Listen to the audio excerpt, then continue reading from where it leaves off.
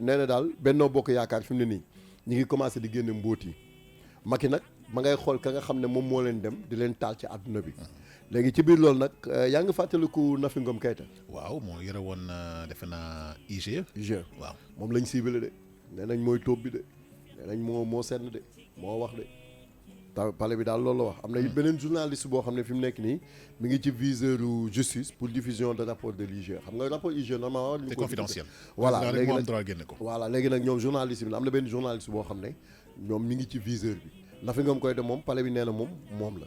waaw mais xam nga journaliste tamit dañu am benn affaire boo xam ne dafa yéeme bu ñu am bu leen loi may. muy lan soit mi article 80 wala par exemple waruñu citer kan mooy seen source. waaw non loolu dëgg la. waaw loolu moom ala kulli yàlla du ko citer. waaw mais xam nga IG rapport IGE moom du source moom loo xam ne la confidentiel la. waaw mais d'accord mais du citer source am. loolu daf ko mais infraction bi mooy moom warul génne. article 80 bi rek lay doon. article fourre-tout bi moo koy jàpp. donc kon daal ci loolu noonu la ñu donc mun mel ni dafa am benn ouverture information judiciaire boo xam ne génn na ci Petro-Tim l'observateur ba léegi moom Ndeye Tické mooy porte-parole du gouvernement. moom daal communication am doxul. daal moom xaw ma lu mu demee noonu daal ñëpp wax nañ ko waaw communication daal doxul xam naa palais bi mi ngi noonu daal waaw communication daal voilà amul ay aptitude daal pour mën a gérer métier boobu noonu. waaw L'Obs nag L'Obs daal ñoom ñoo ko porte-parole du gouvernement. xam nga am na fan yi nag benn film bu doy waar buy am ci télé bi. maîtresse d'un homme marié. dëgg la ndaw sa moom nee na ñetti yoon jéem na koo xaru man na xaw ma lu ko naqari. moom Alimatou Gadji daal moom daal nee na moom ñetti yoon daal def na ko tentative pour mun a xaru. une bonne actrice d'ailleurs. waaw mais lu muy xaru loolu lan la lu ko métti. xam naa fa lu ko naqari rek waaye xale. ñetti yoon delloo si na xelam. mais ñetti yoon ñetti yoon mënoo xaru. donc déjà loolu dafa garaaw.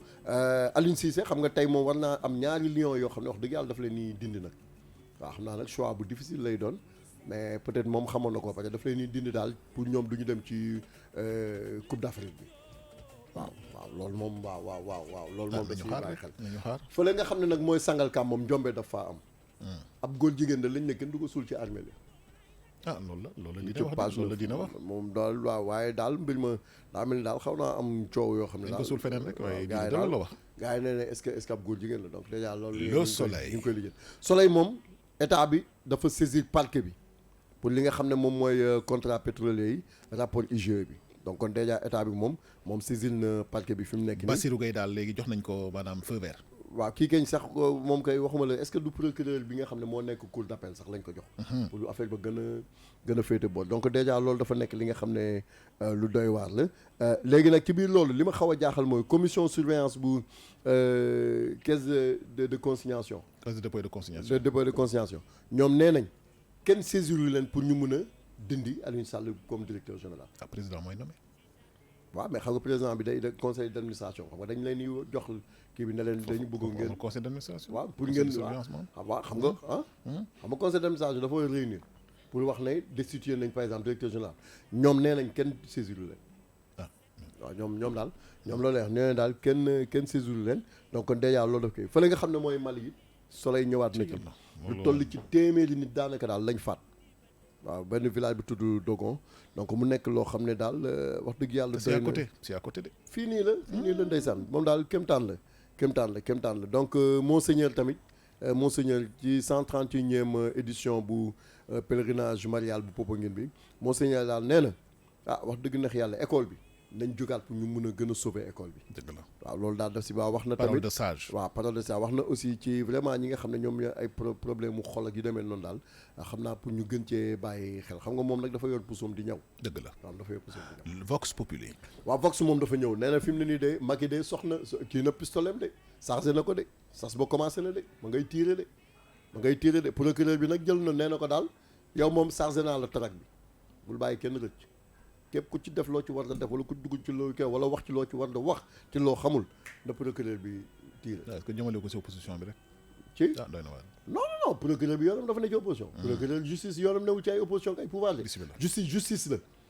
Macky nag xam nga moom mooy chefu justice bi moom nee na leen nee na leen def leen seen conscience may. def leen seen conscience Voilà, may donc kon fi mu nekk nii Macky ouvrir na chasse bi daal pour ki nga xam ne moom mooy kii léegi nag Aliou Sall ci boppam mooy li ma la doon wax léegi nee na xel xalaatul sax muy démissionné xel moom xalaatu ko xanaa ñu dàq ko de mais xel moom xalaatu ko léegi nag ci biir loolu mi ngi justifier li tax moom du démissionné donc loolu wax na ci lu nee na moom bu démissionné day may raison ay détracteurs déjà moom loolu la wax wala tamit pour mettre à l'aise son grand frère.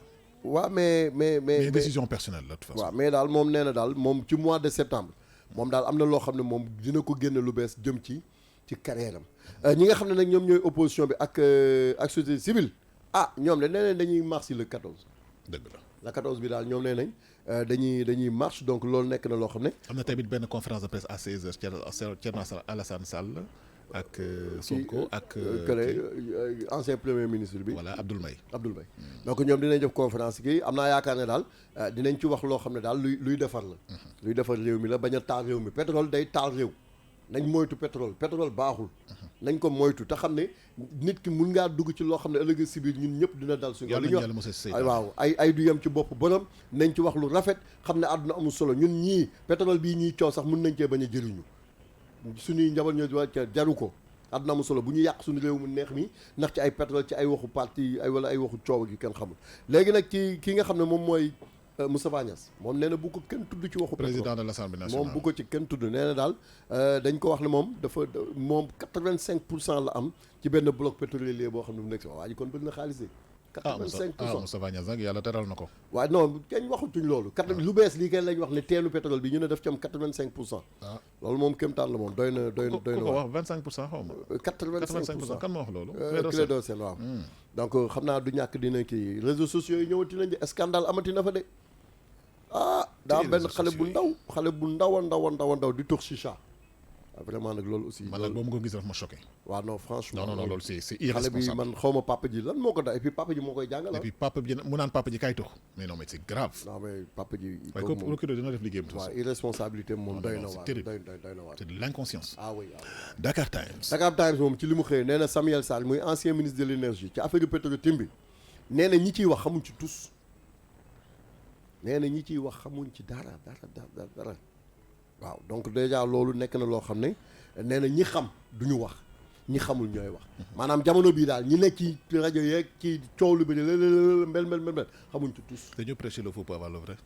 nee na daal ñi xam moom ñi ngi ne teg ñi xam daal ñi ngi ne teg. donc loolu dinañu wax. dañu wax waaye parce que dëkk baa ngi doy waar. waaw dëkk bi jaxasoon. non mais nañ kii nañ indi jàmm rek. gis nga pétrole man de dëkk yi ma mus a gis yëpp pétrole am fa. neexul la fa mujjee ñooy mucc. waaw donc ñun nañ bàyyi yi ñu nekk àdduna amul solo wàllu politique bu mu tax ngay lu ne nga wax ko pour sotti diwlin ci mani la day mucc parce que ñun ñooy Sénégal. waaw donc déjà loolu nekk na loo xam ne kii Sénégal nag lañ ci wax xaalis bi daa bëri 23 milliards de dollars la ñu wax ne dina ko récupérer ci retombées yi am naa yaakaar ne bu ko jotee xanaa dëkk bi essence dootu ñu ko jënd genre Daouda yi dina wàññeeku Daouda moom oto bu mun a naan essence sax xam naa ne moom bu ñu mayee essence bi moom day kontaan trop.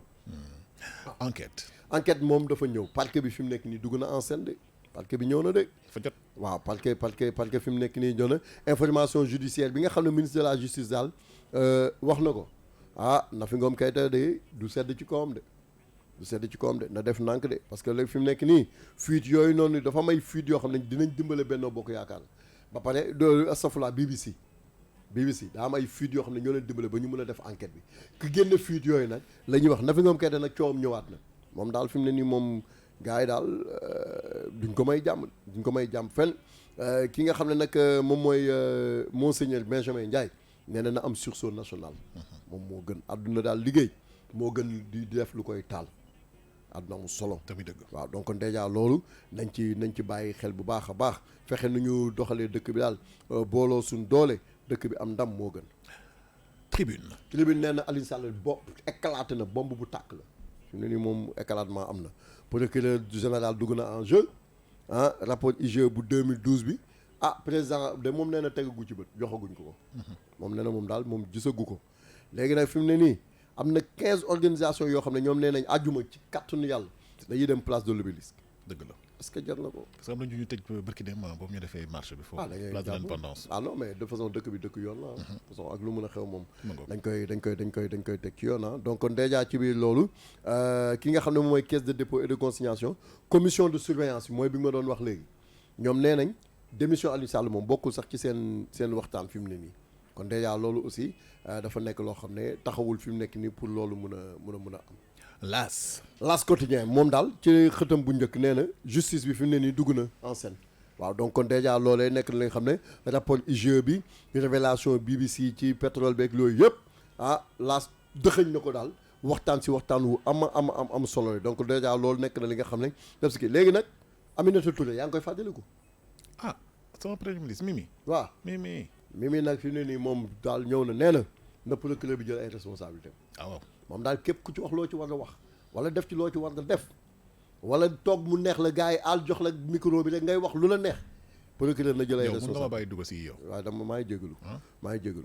mu ne déjà loolu nekk na li nga xam ne ñoom nañ ci bàyyi xel baax donc L'As daal moom ci loolu noonu nga xam ne ci la wax tey. dëgg la Walf Quotidien. Walf nag moom ñëw na nee na gestion scandale pétrole nee na Macky Sall de ay alliés ba nañ ko de.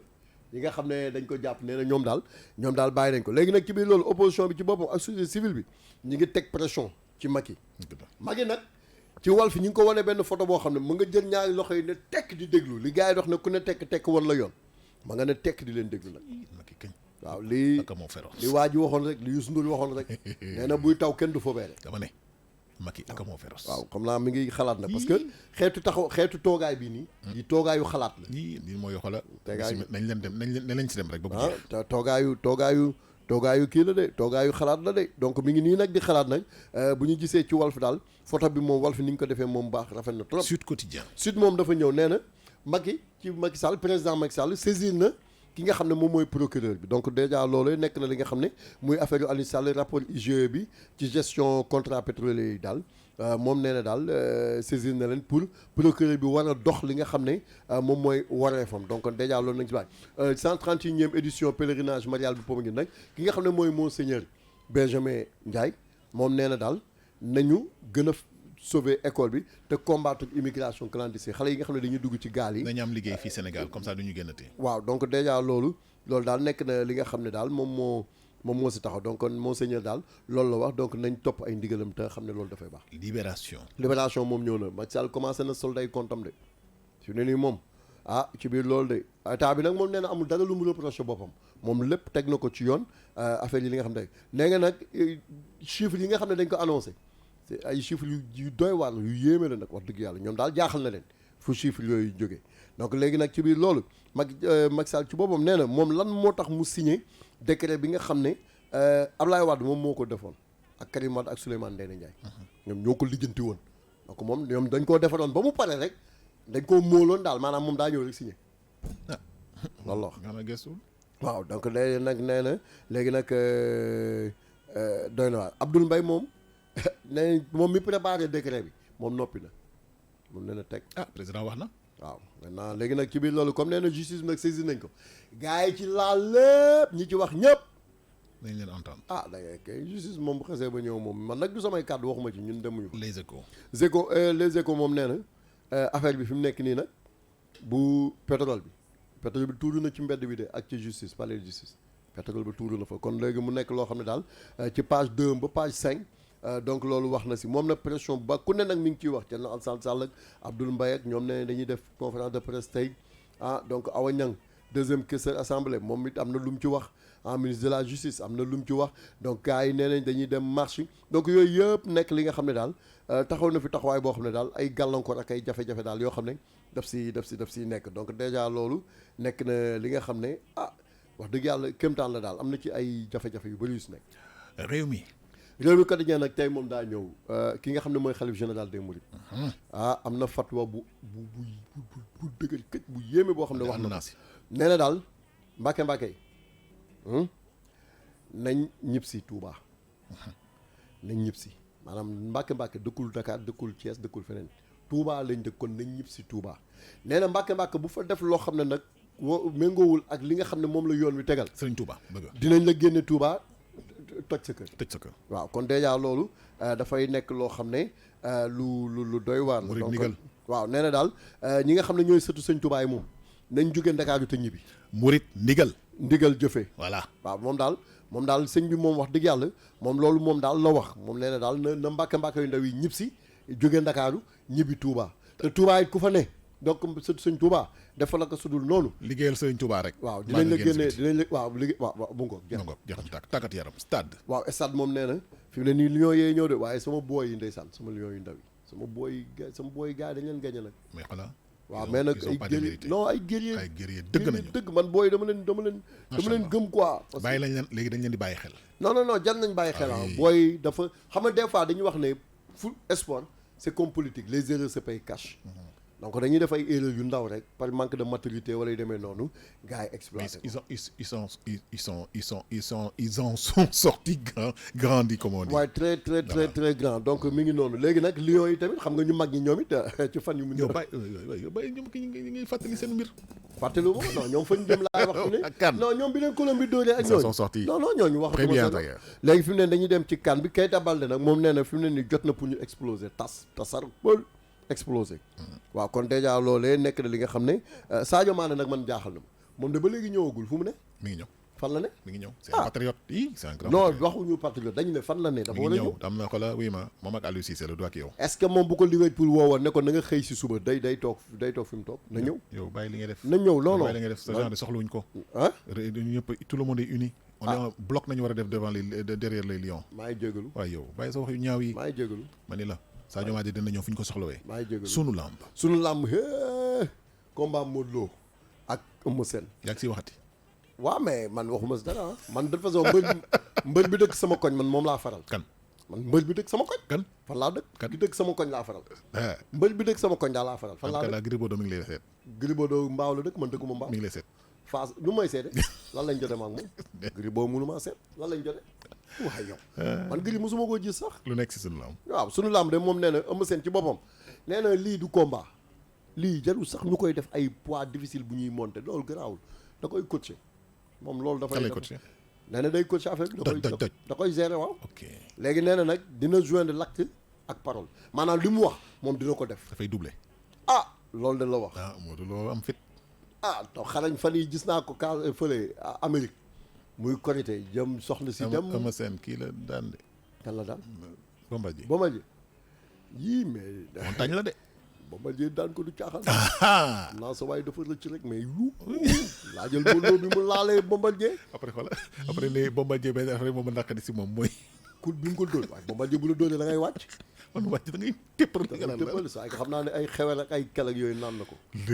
yee affaire bi doy na waay en tout cas mi ngi noonu. Bombardier sama grand nga macha allah. non ñun jotewuñoo moom sa grand la ñun jotewuñoo moom dara. ñun Bombardier moom Bombardier sax bu amee lu ne MMA ñun amuñ lu ñuy def. dem na fa ba pare.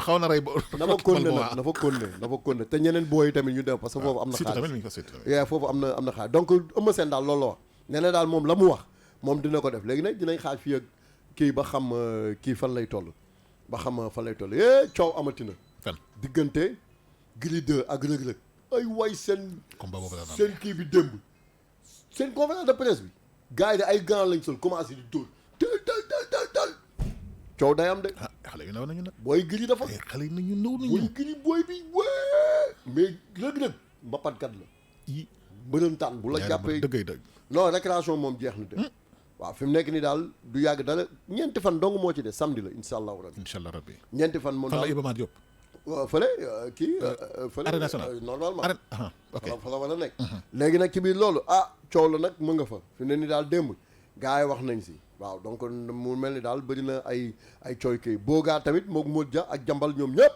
fi mu ne nii dañuy bëri diggante lundi entre Pikine la ak Dakar daal coow lu day bëri région du Cap-Vert waaw daal moom affaire bi daal àll dana xaw ma dagal léegi nag mbëri man daal mbëri fi ma dëkk kooku laa faral ñi ci des nag man yal na leen yàlla defal jàmm waaw nuyu leen ñoom ñëpp xool nit ñi toll bi mbëri jàppee du baax déedéet man dama sans commentaire mais dañ ne boo nekkee ci rajo nga am coow directeur ba moom mooy fay les pots cassés donc mbëri bu ñëwee moom lañ koy boole. mu defal ko bagage dina rawale boppam. waaw. jërëjëf.